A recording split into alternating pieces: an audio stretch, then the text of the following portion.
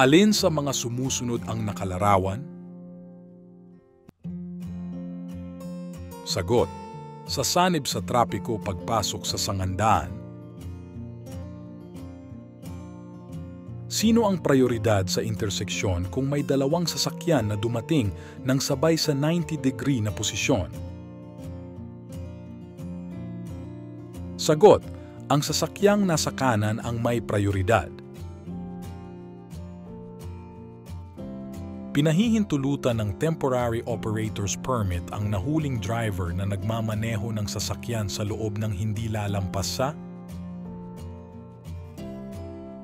Sagot: 72 oras. Ang mga karatula sa limitasyon ng bilis sa mga daan ay dapat ituro na? Sagot: ang inirerekomenda na bilis sa pinakamaayos na kondisyon ng daan at panahon. Kapag lumiliko sa kanan, dapat mong. Sagot: manatili sa iyong linya sa kaisignal ang iyong pagliko sa kanan kahit 30 metro bago mo gawin ang pagliko. Kapag lumiko mula sa isang interseksyon papunta sa one-way na kalye, alin ang linya na dapat mong piliin? Sagot: kapag lumiko sa kanan, manatili sa kanang linya. Ayon sa RA 10666 o Children's Safety on Motorcycle Act, naaabot o nayayakap dapat ng batang angkas ang baywang ng driver, komportableng na itatapak ang paa sa footpeg at sagot: kinakailangang nakasuot ng standard protective helmet. Ilang araw dapat asikasuhin ang paglabag na batas trapiko sa LTO upang maiwasan ang pagkakasuspinde? Sagot: sa loob ng 15 araw. Ang mga linya, simbolo, at mga salitang nakapinta sa kalsada ay tinatawag na?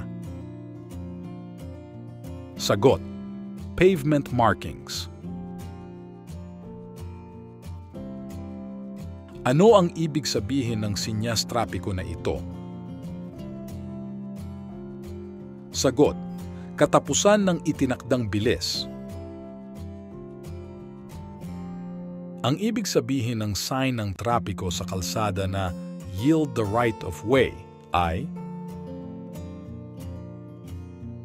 Sagot: baliktad na tatsulok. Kapag ang sasakyang nakaharap sa iyo ay may nakakasilaw na ilaw na bumubulag sa iyong paningin, ano ang gagawin mo?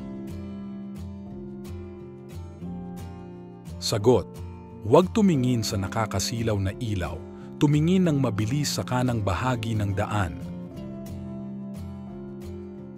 Ang mga signs na bilog, nakabaliktad na tatsulok o octagonal, at may pulang kulay na hangganan o red-colored border ay tinatawag na? Sagot: mga palatandaan ng regulasyon. Ano ang pinakamabuting alituntuning pangkaligtasan habang ikaw ay nagmamaneho? Sagot: huwag ipilit ang karapatan sa daan. May nag-iintay na makatawid sa tawiran ng taong naglalakad. Nakatayo pa sila sa may semento. Ano ang gagawin mo? Sagot: huminto, hayaan silang makatawid, maghintay. Ano ang dapat mong gawin kung basa ang kalsada? Sagot: bagalan ang takbo. Ang ibig sabihin ng kumikislap na pulang ilaw ay? Sagot: huminto.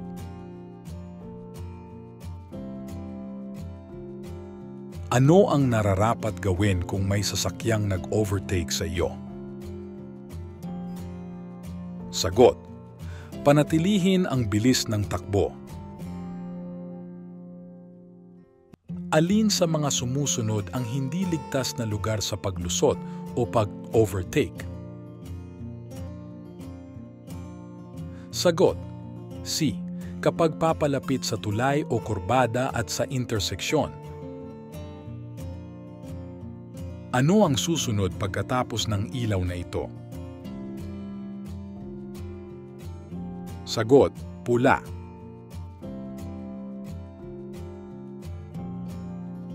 Ang mga traffic sign, traffic signal, mga babala, and pavement markings ay para sa. Sagot: lahat ng gumagamit ng kalsada. Kapag papalapit sa interseksyong may karatulang nagsasabing magpadaan o yield, kailangang? Sagot: bagalan ang takbo, pagkatapos ay pumasok sa interseksyon kung ligtas. Ang iyong mga signal sa pagliko ay dapat gamitin. Sagot: bago lumiko sa interseksyon. Ang driver ay nararapat na laging magbigay ng daan sa mga sasakyang may blinkers at sirena na nakabukas dahil sila ay? Sagot: sasakyang tumutugon sa gipit na kalagayan o emergency. Ang isang putol-putol na puting linya sa 200 na kalsada ay? Sagot: naghahati sa trapiko na gumagalaw sa magkabilang direksyon. Ano ang dapat mong gawin bago bumago ng mga daanan? Sagot: gumawa ng signal. Ang traffic sign na no stopping ay nangangahulugan na. Sagot: hindi ka maaaring huminto maliban kung pinapahinto ng traffic enforcers. Ayon sa mga sumusunod, alin ang hindi ipinagbabawal ng Anti-Distracted Driving Act? Sagot: paggamit ng hands-free device. Ano ang dapat gawin ng driver kung siya ay nasa loob na ng interseksyon nang biglang maging dilaw ang ilaw pantrapiko? Sagot: ang driver ay maaring magpatuloy ng maingat. Lumapit ka sa isang kantong hindi gumagana ang mga ilaw ng trapiko. Isang traffic enforcer ang nagbibigay ng signal na ito. Dapat mo? Sagot: huminto sa linya ng paghinto. Ang maramihang linya ng paglalakbay sa parehong direksyon ay nahahati ng anong kulay na linya sa daan? Sagot: puti.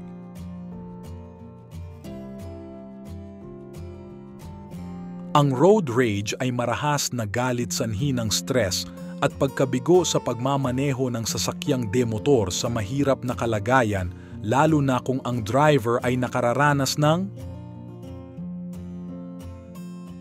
Sagot: matinding traffic o gridlock.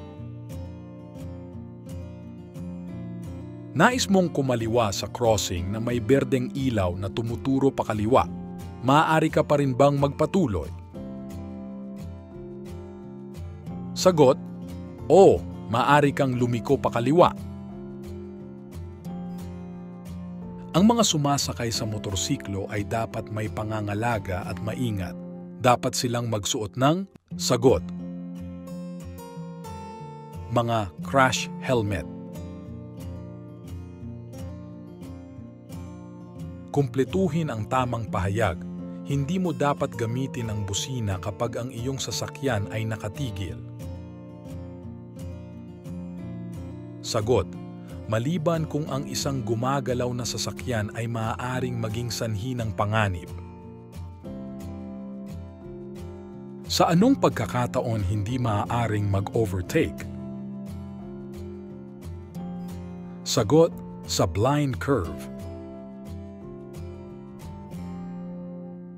Upang mabawasan ang pinsala ng iyong sasakyan sa kapaligiran na dapat mong.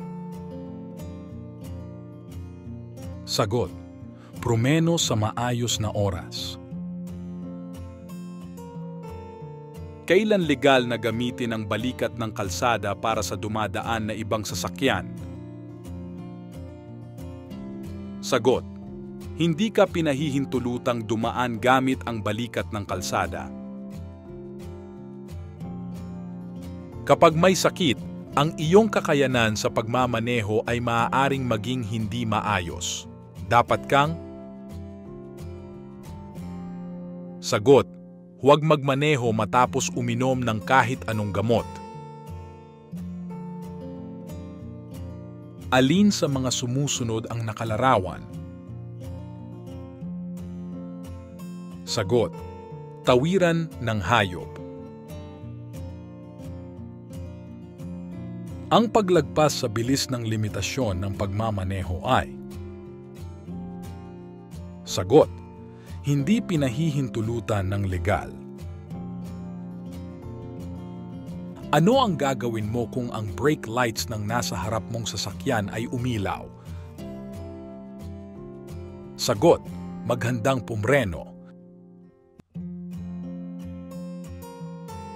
Kung balak mong bumagal o huminto, dapat mong. Sagot, tapakan ang iyong preno ng magaan upang buksan ang iyong mga ilaw sa preno.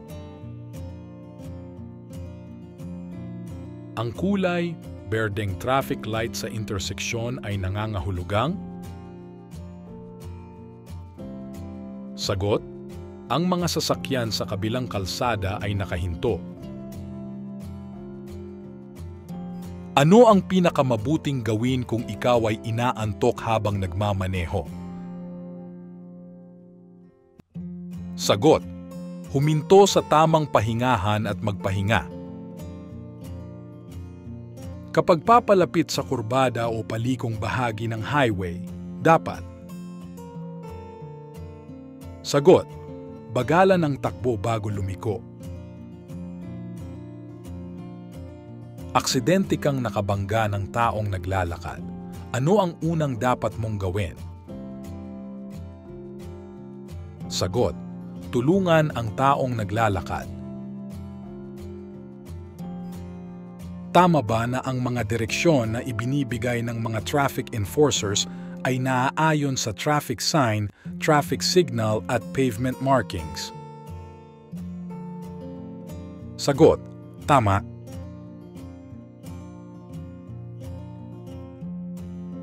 Ang dalawahang highway na iyong pupuntahan ay makitid na daan. Dapat kang.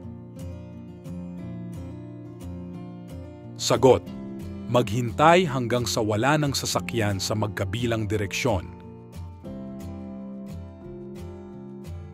Alin sa mga sumusunod ang nakalarawan? Sagot, ilog.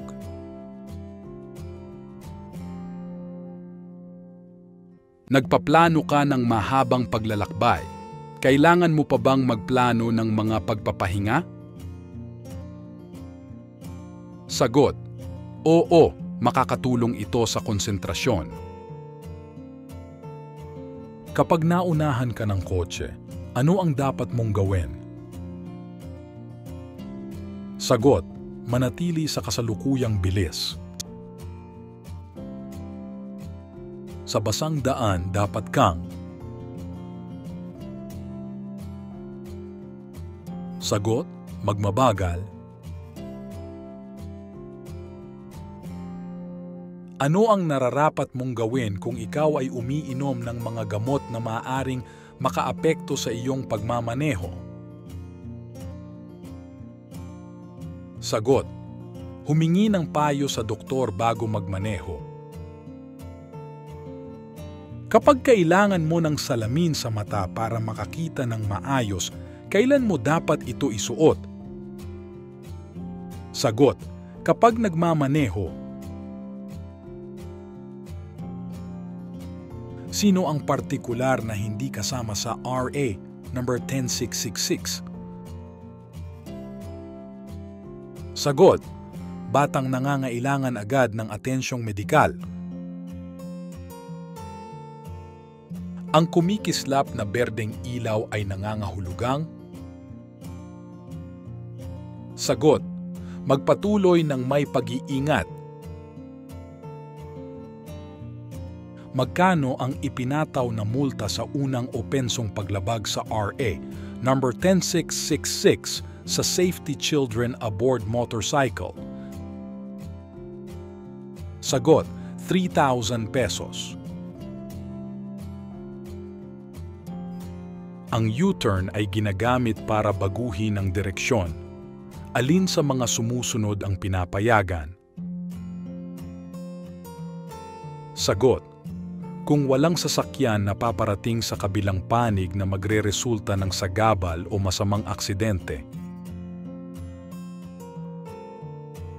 Ano ang ibig sabihin ng senyas trapiko na ito? Sagot: one way.